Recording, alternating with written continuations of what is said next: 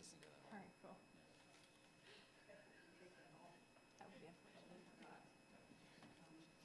Is that like a 16 one?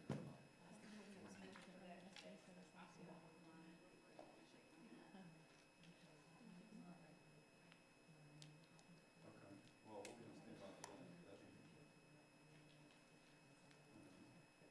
So there you go again, you know, we gotta get a dollar figure tight. When they do those things, how much does it cost?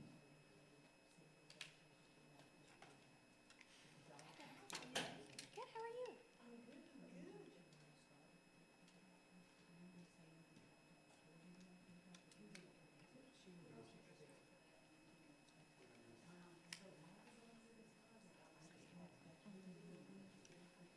I think you're fine.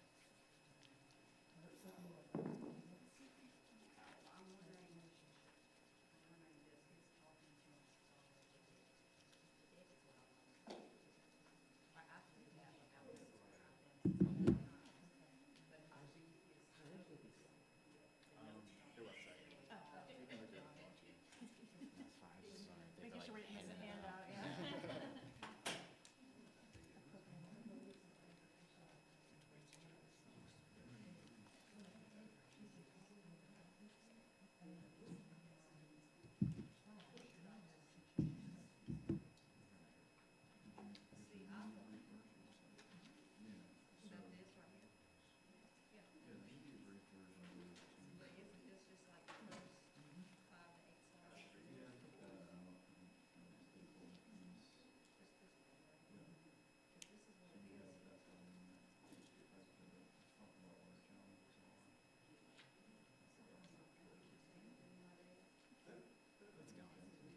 Oh, God. Not this. Such a sad child that everyone's so sick of. Don't ask. Don't hit me up if you're not a real Yeah, one. don't, yeah. Sick of hospital pain. I'm gonna be silent for a little bit. Yeah, right, I'll be offline. He still was wearing that shirt. Like this one. I was like, why are you wearing that? He's like, I am that. All right, calm down. Friend. You heard your back. Your mom is. I mean,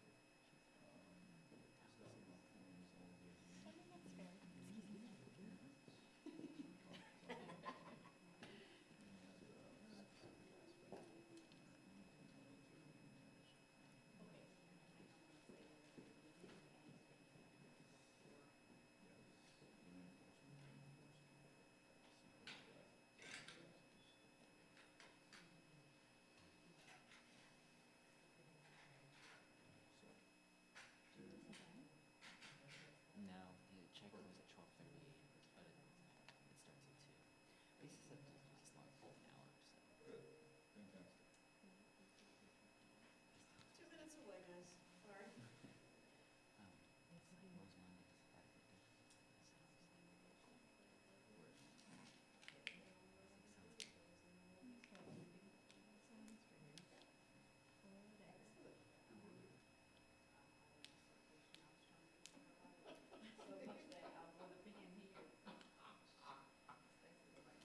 good. I'm running out the door. We'll get started in 2 minutes, y'all. That's awesome. They can. And it's one of those ones too, one of those questions you brought up in the slide. It's hard to do all things that everybody is gonna be able to found. It's hard to do. Very difficult. Yeah.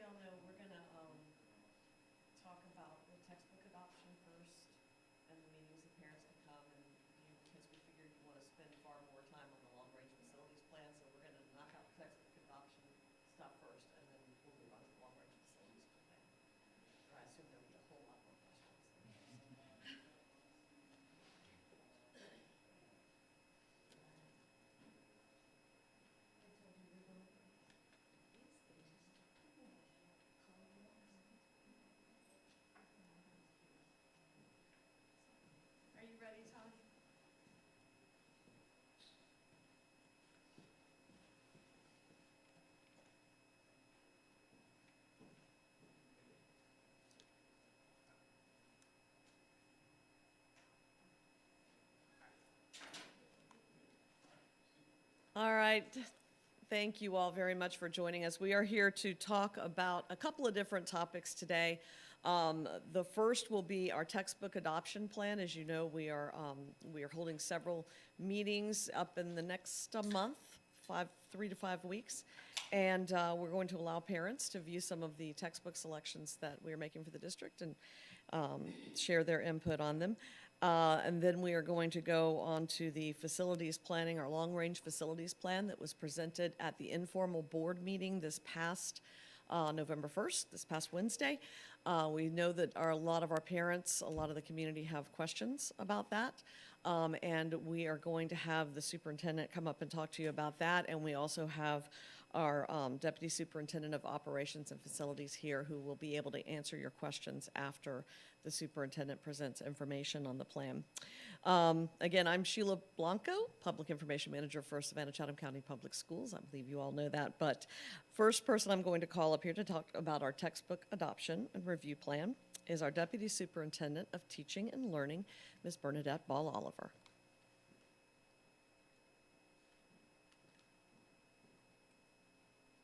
Good afternoon. So just wanted to share some information with you. We continue our efforts to focus on the fact that literacy among our children being able to read on grade level, is a collective responsibility for our entire community. And as you know, for Savannah-Chatham County Public Schools, Dr. Watts has shared, and it's been communicated to all of our staff, and we've embraced it. Literacy is our North Star. And to make sure that we are involving our community in that process, wanted to share information with you about our textbook adoption. So we are currently in the process of adopting a reading and English language arts textbook, K-12. So that means we're looking at a K-5 series, a 6-8 series, and a 9-12 series. Each of these we are ensuring is rooted in the science of reading.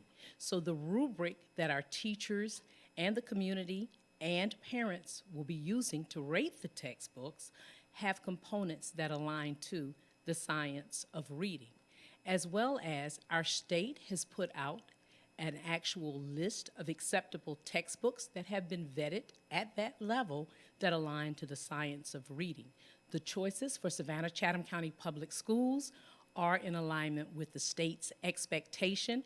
And the two choices that we have for elementary, because that list is for elementary schools, for the science of reading, those are two choices in our district that we're looking at. We want to make available to parents and community members opportunities to come in and give us your feedback and input as it relates to those textbooks. So on Thursday, November 16th, from 4:30 p.m. to 7 p.m., as well as Friday, December 1st, 4:30 p.m. to 7 p.m., and Saturday, December 2nd, 8 a.m. to 12 p.m. Parents and community members will be able to come in and provide reviews on those materials. The materials will be available for grades K through 12 so that parents and community members can give us feedback and input as we move forward with our textbook adoption.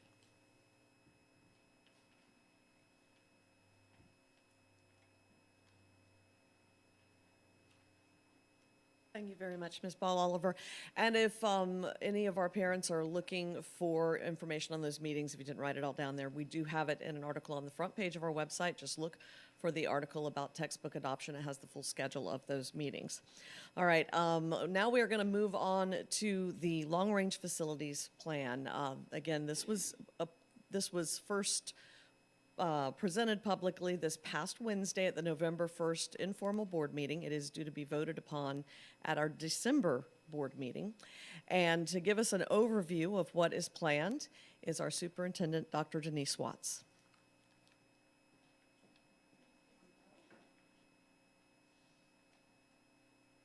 Good afternoon. It's exciting to be here with our media group today. I'm excited to be able to share a little bit more about our long-term facilities plan. And I want to actually start where Ms. Blanco left off. Where I will enter into this conversation will be very general information to demonstrate awareness or to provide awareness to all of our families, our school stakeholders, and school staff.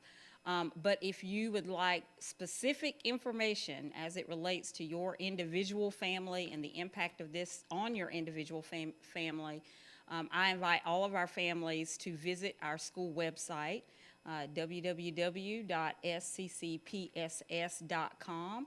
You will see very clearly labeled there a place that you can click and get very individualized information that will help you and your family understand the impact.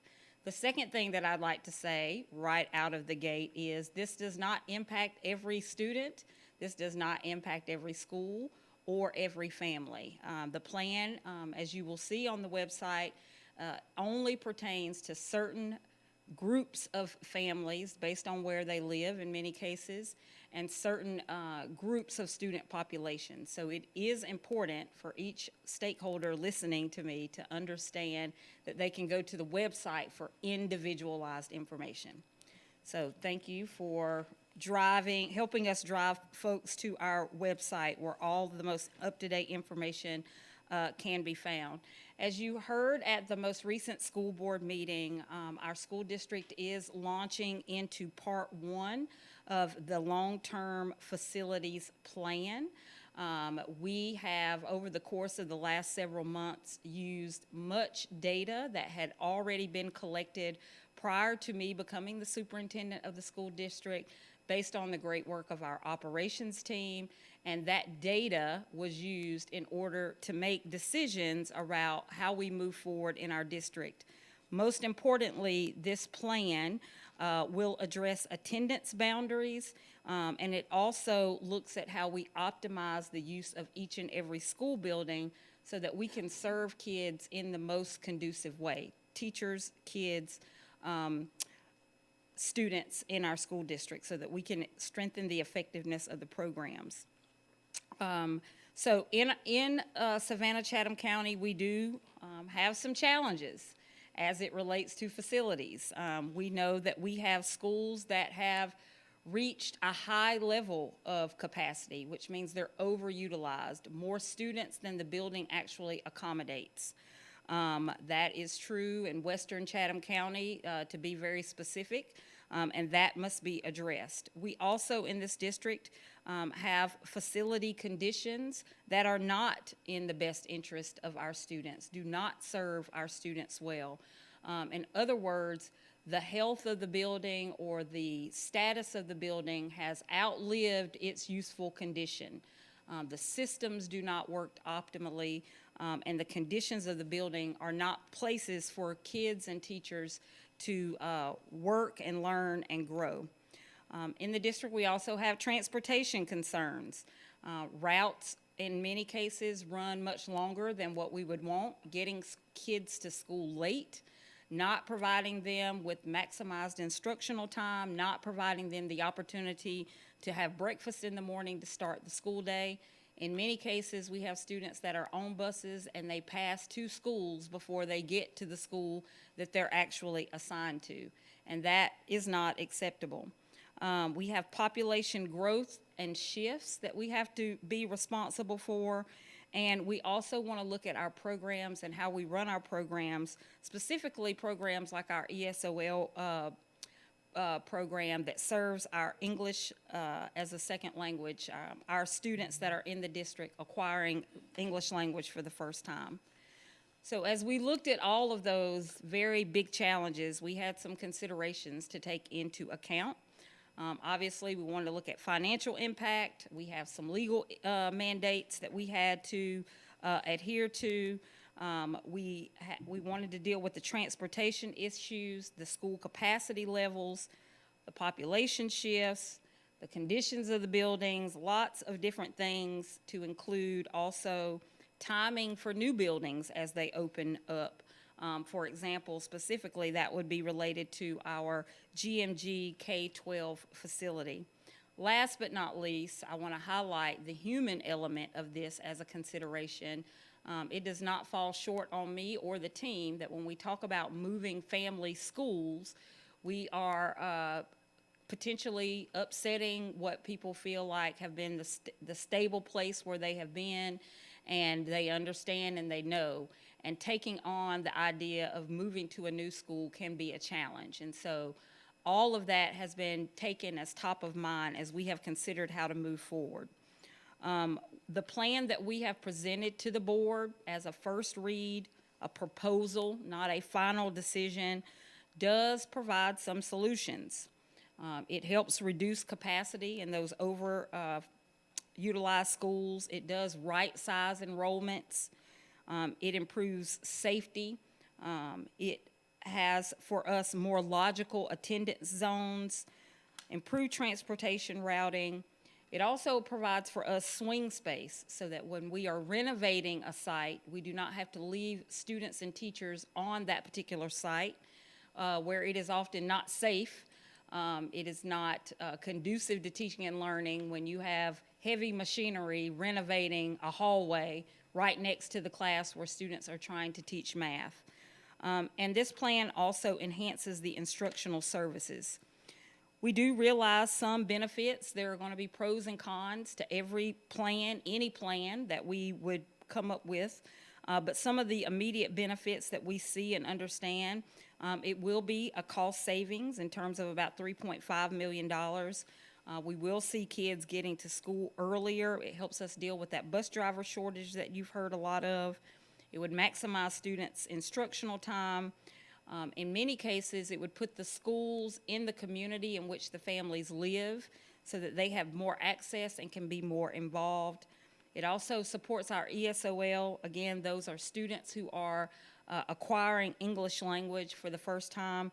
It puts those families in settings that are more inclusive, and it helps with our capacity improvements. There have been a variety of stakeholders that have been at the table with us to help inform our decision-making. We have certainly been in frequent communication and ongoing communication with Chatham County Commission, Bloomingdale, Garden City, Savannah, Pooler, all of the municipalities so that we can lay our plan on top of their future planning and development. So this has been very stakeholder-driven. And the plan captures opportunities for renovation of schools, replacement of schools that need to be replaced, repurposing of schools in some cases, and then again, those logical boundaries that we spoke about. Again, very high-level data. I'm sure many families will be looking at this, and the first question that they will have is, how does this impact me? The answer to that question can be found at www.sccpss, where there is clear signaling to families. They'll be able to have access to individual street-level data for the particular projects and changes so that they can look and see how those, what the individual impact will be. In addition to that, if a family is directly impacted, that family will be invited out to meetings at particular school sites. If not available by the end of the day today, we will have a list of those school-level meetings where you'll be able to go get your questions answered so that, again, you have clarity going into next school year, August 24-25, of how this plan may impact you if it is endorsed by the board in the December board meeting. So with that said, I will make myself available for any questions that you might have.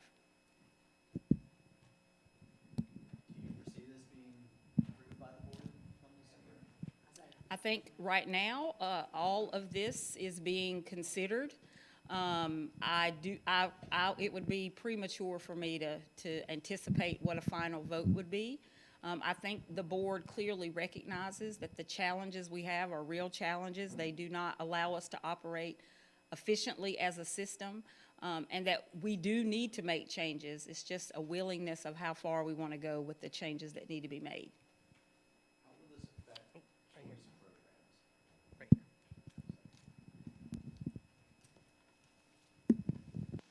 How do you all envision this affecting the choice program? There will be minimal impact on choice programs, so that in the event where there are changes to a school in which students are afforded an opportunity to be in the choice program, We will look at how we implement that program in the new site, or those students could also have the potential to stay in the existing site. And then there will also be an administrative placement option in the rare case that a family just wants to stay at a particular school, but with that, no transportation would be provided. But minimal impact would be the answer to that question.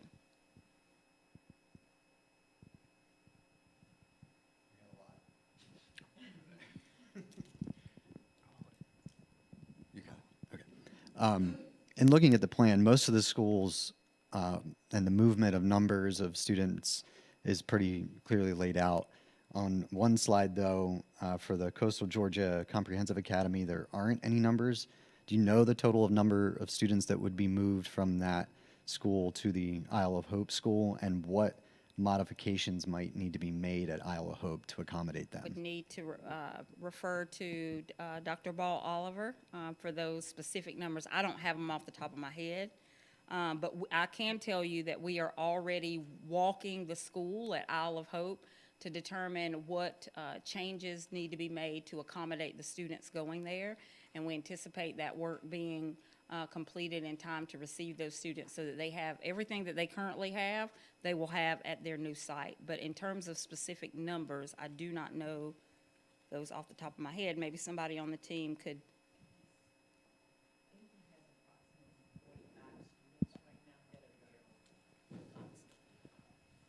Thank you for asking that question, because I do see that that is missing from that slide.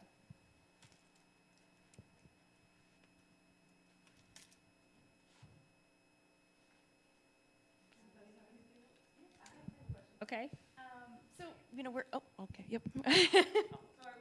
No, you got it, all good. So National Literacy Week is this month as well. You're asking parents to come in and give feedback on textbooks.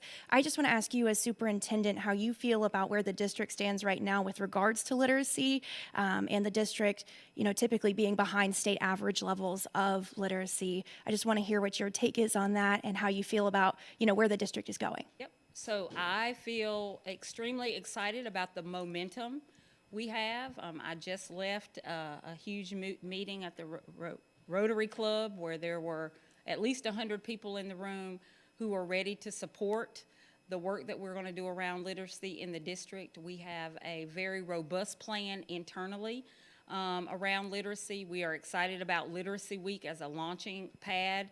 Another launching pad for the work, but we have work to do, right? Anytime that we are saying that any student is not leaving our district proficient in reading, there is work to do. And currently, only 53% of our third graders are proficient in reading. So 47% need to be proficient. And so there's work to do, but we're ready for the work, and we have great momentum to be able to launch and move ahead.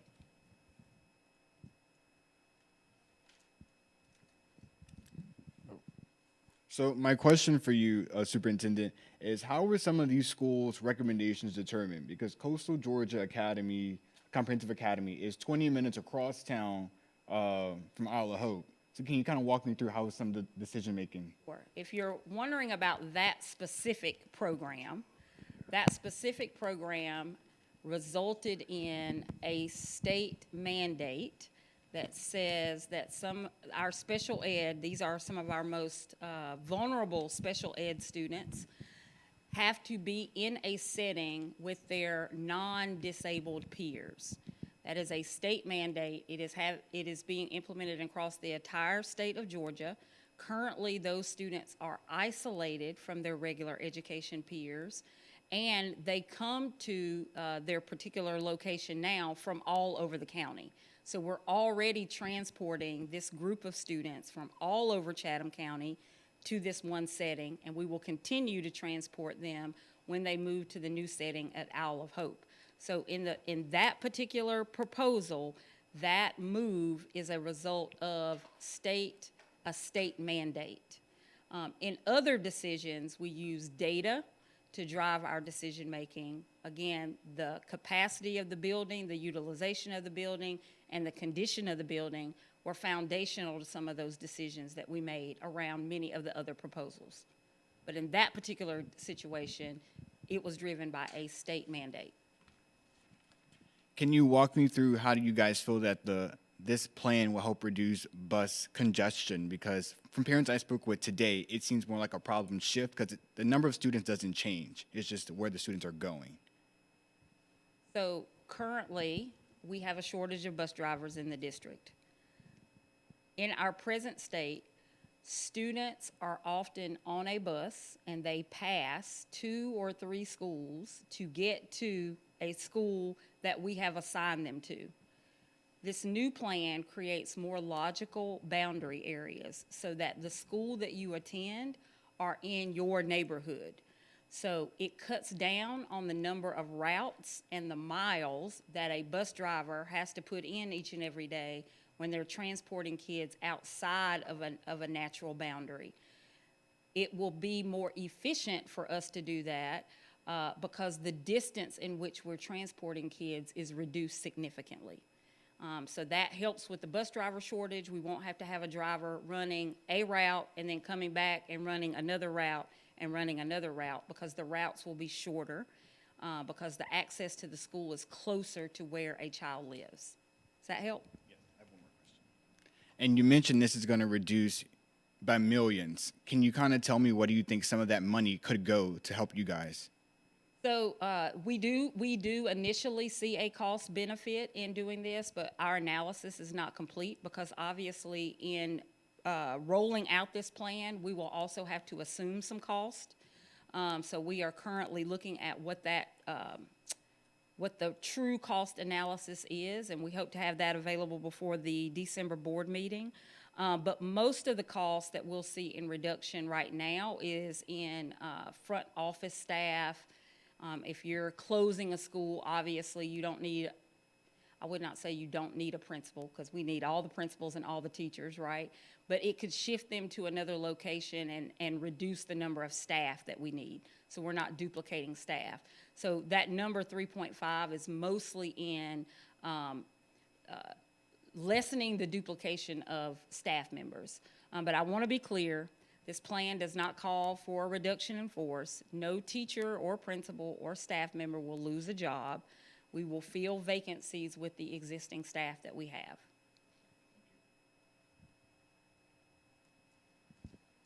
You touched on those parent meetings where folks can come out, find individual school level changes that they can expect. I believe the district held a meeting like that with Gould Elementary over the weekend. Yes. What were some takeaways for the district from that meeting? What did parents tell you guys, and how are you changing your future meetings based on that feedback from parents this weekend? Sure. So we know we have work to do in terms of how we communicate and serve our English as a second language student population. Some of my more vulnerable immigrant families just moving into Savannah that may need more support. A clear takeaway for me is that Gould Elementary School has the magic sauce of how to do that. They speak very proudly, and I applaud all the things that they're doing to serve that population of our students. So the biggest takeaway for me was learning from them and how we might be able to replicate how we communicate and serve so that we don't have this special school that has figured it out, that we're able to open up our arms and embrace students from other countries who may not speak English as a primary language, whatever school that they come into. And so that learning from the staff and from the families was valuable. We talked about it as recent as this morning in our cabinet meeting. You guys also talked about a lot of the problems that you hope that this plan would address. These problems, though, are nothing new to the district. So why now? Why implement this plan now? Because it should have been implemented a long time ago. It has a lot of the prerequisite work was already done and in place. I came in and I was a catalyst to move it forward. It may not pass. We don't know the answer to that. But for me, I want to make sure that I'm operating with the best stewardship of the district, that I am ensuring that we operate with effectiveness and efficiency. And so what better time other than now? I did not want to kick the can and have a whole nother year of the same challenges. I wanted to address them very early. So I guess the answer to your question is why not now? Because there are things that we obviously need to be working on. Consolidations like this happen in a lot of school districts around the country. Have you spoken to some other districts, and what are some things you've learned from them about this process? Not only have I spoken to other districts, I have actually lived this in 2 other districts myself, having closed 10 schools in Charlotte-Mecklenburg schools, looking at this deep analysis also in Houston Independent School District. And I think many of the things that we are encountering right now are typical reactions and responses. Change is hard. And by no intent have I gone into this with ill intent. Again, wanting to balance what's best for kids, what's best for the district as a whole, and what's going to ensure that we operate with optimal efficiency and effectiveness. In some cases, in many cases, the decisions will be made, it will be painful, and people will reacclimate and adjust, and we'll be able to move forward. As a district, it is our responsibility to support these transitions, not only from this point of communication, but all the way through until things settle down and people acclimate to a new setting if it does pass. And so my learning is that it's an ongoing thing. It's not a one-time decision-making. My learning is that we have to consider the humanity of it, how people respond emotionally by change. And we have to also be effective communicators in helping people understand how this plan impacts them. And in doing all of those things, even if they're done 100% well, it is still an emotional thing, and it is often not received well initially.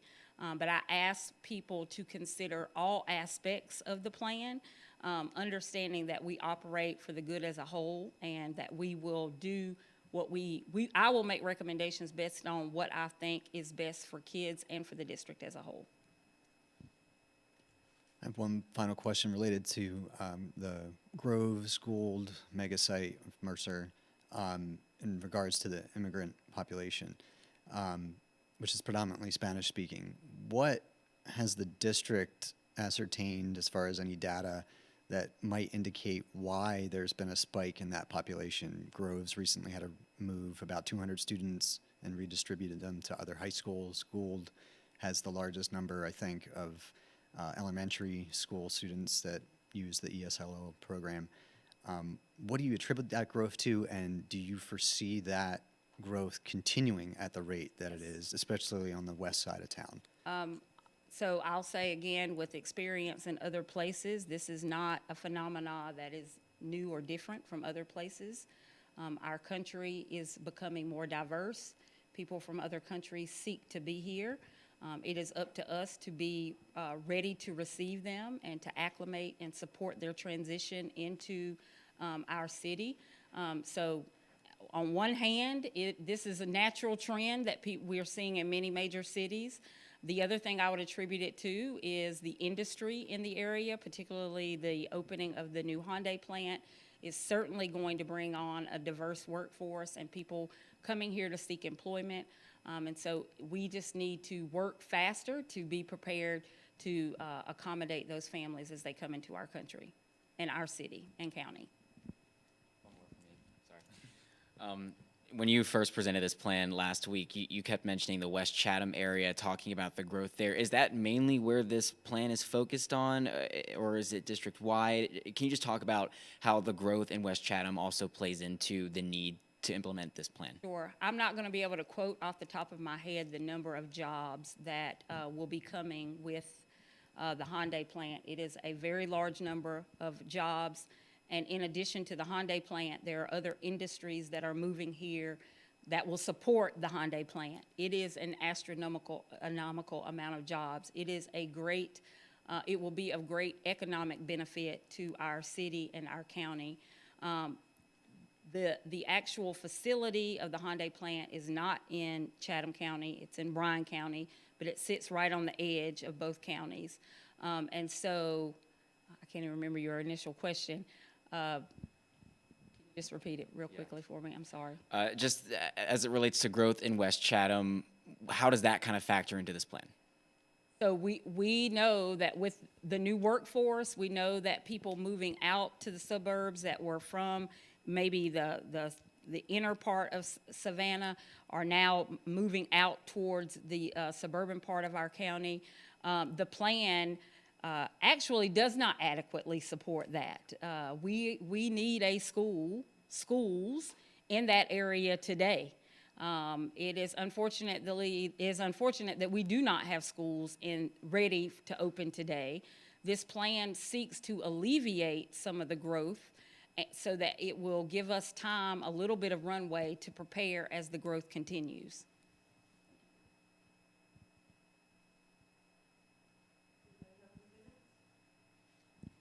I have one final question about Literacy Week. Is there anything in particular that the school district is planning for Literacy Week beyond the showing of the right to read, which the school teachers have already seen? There doesn't seem to be many actual other events going on, at least that aren't being promoted at the moment. But is there anything the school district is doing in particular? Well, I think that might actually be by design because we promote literacy every single day, from all day, every day. So we don't need a week to demonstrate the importance of it. So in many ways, next week is just a symbol of its importance and not actually signaling that this week is more important than any other week. I think the Kareem Weaver engagement on November the 14th, and I'm not going to remember off the top of my head, but that is certainly an event that will provide folks an opportunity to come and engage with an activist and an advocate around reading to really talk about and understand the science of reading. On November the 13th, there will be a viewing of the Right to Read documentary, which is a very compelling documentary which shows two families, a school district in California, as well as some other school districts around the country, how they have dealt with their low proficiencies in reading. So there's a lot of learning that can come from people just coming out and engaging and watching that particular documentary. But again, I want to say that literacy is every single day. We need people promoting the importance of it every day. So with bringing in parents to look over these new ELA textbooks, what were motivations behind that decision to bring in parents for feedback, and what are you looking for coming out of those 3 listening sessions? Sure. You will always hear me say that parents are a child's first teacher, and we have to provide our parents voice in how we educate their children, and the opportunity to look at the textbooks and give insight and preference is an opportunity for us to get that important stakeholder feedback so that we move in a direction that parents can support and understand. So it's simply that, just giving our parents voices so that we're selecting materials that they understand and can endorse.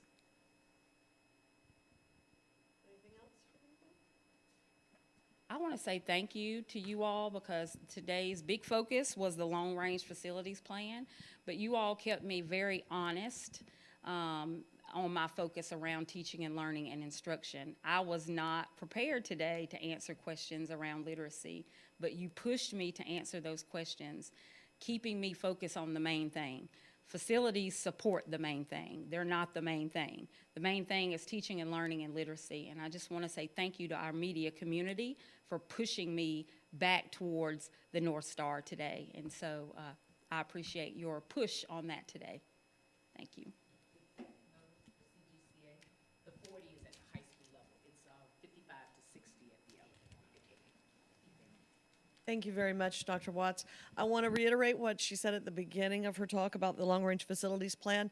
We have devoted a section on our website to the long-range facilities plan. Any parent or member of the community who wants to view that information simply goes to sccpss.com, and in the top right box on the front page, you will see a box that says Long-Range Facilities Plan. Click that. That will lead you into the section where all that information is. I believe that the schedule of the school level meetings, a few of them are still being finalized, but those should be up there within the next few days. Schools will be letting their parents know when those occur, and we will, again, have them all listed in that section of our website, as well as the dates, times, places for those textbook review opportunities. If nobody has any other questions, we will wrap things up. All right, thank you all for coming. We appreciate it.